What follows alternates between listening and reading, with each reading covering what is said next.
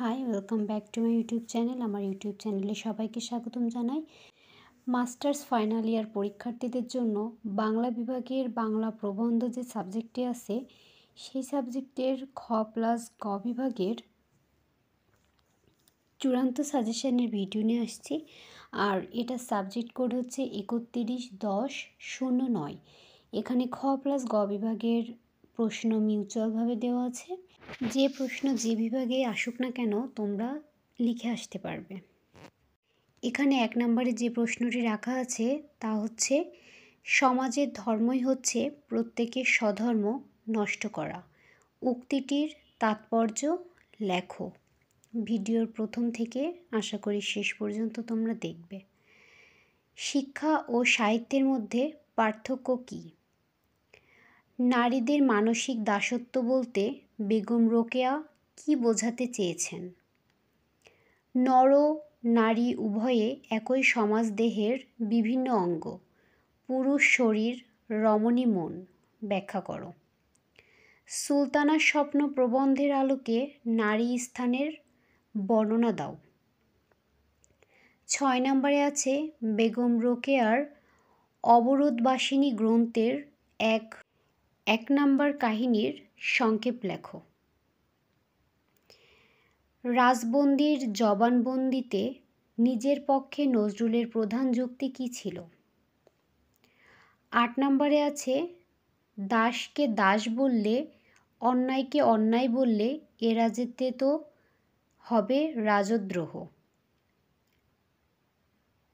প্রাবন্ধিক কেন এ কথা বলেছেন?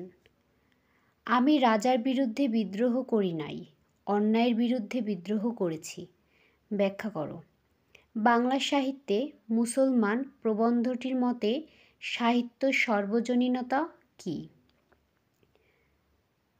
সত্য শিক্ষা বলতে কাজী নজরুল ইসলাম কী বুঝিয়েছেন? 12 নম্বরে আছে, মন্দির ও মসজিদ প্রবন্ধে প্রাবন্ধিক কাদেরকে এবং কেন ধর্মমাতাল বলেছেন? ভারত আধ্যাত্মিক, ইউরোপ জড়বাদী। এ মন্তব্যের যৌক্তিকতা তুলে ধরো।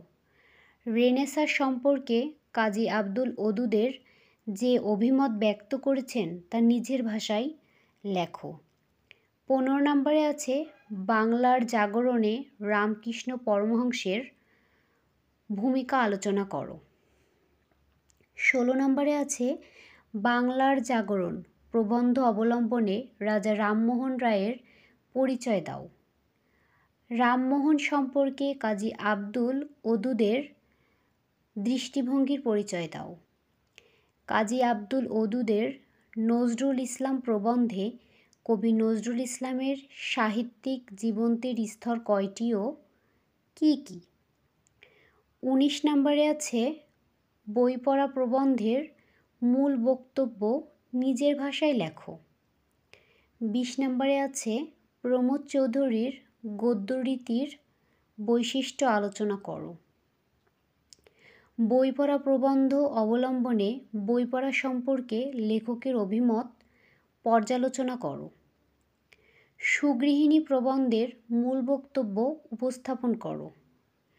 নারী শিক্ষার বিস্তারে বেগম রোকেয়ার চিন্তাভাবনা স্বরূপ আলোচনা করো।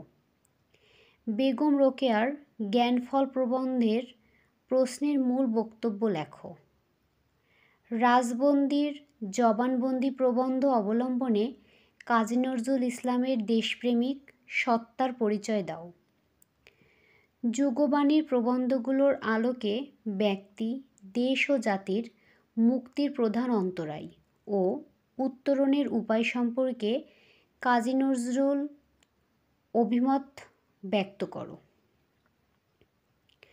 বাংলা সাহিত্য মুসলমান প্রবন্ধে বিবৃত নজরুলের চিন্তাভাবনা স্বরূপ ব্যাখ্যা করো। 28 নম্বরে আছে, মসজিদ ও মন্দির এবং হিন্দু ও মুসলমান প্রবন্ধের আলোকে লেখকের অসাম্প্রদায়িক চেতনার পরিচয় দাও। 29 নম্বরে আছে, কাজী নজরুল ইসলামের হিন্দু মুসলমান প্রবন্ধের মূল বক্তব্য তুলে ধরো। 30 নম্বরে আছে, বাংলার জাগরণ প্রবন্ধে কাজী আব্দুল ওদুদের যে প্রগতিশীল চেতনা ফুটে উঠেছে তা আলোচনা করো। 31 নম্বরে আছে কাজী আব্দুল ওদুদের শাশ্বত বঙ্গগ্রন্থের ইকবাল প্রবন্ধের আলোকে আমিত্ব তত্ত্বের স্বরূপ বিশ্লেষণ করো। তোমার পঠিত প্রবন্ধ অনুসারে কাজী আব্দুল ওদুদের জীবনবোধ ও শিল্প চেতনার পরিচয় দাও।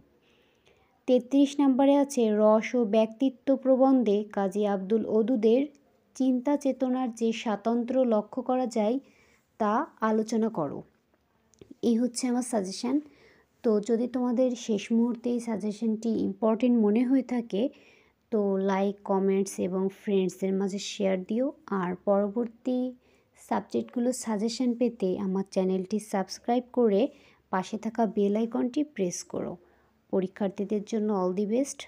Thank you.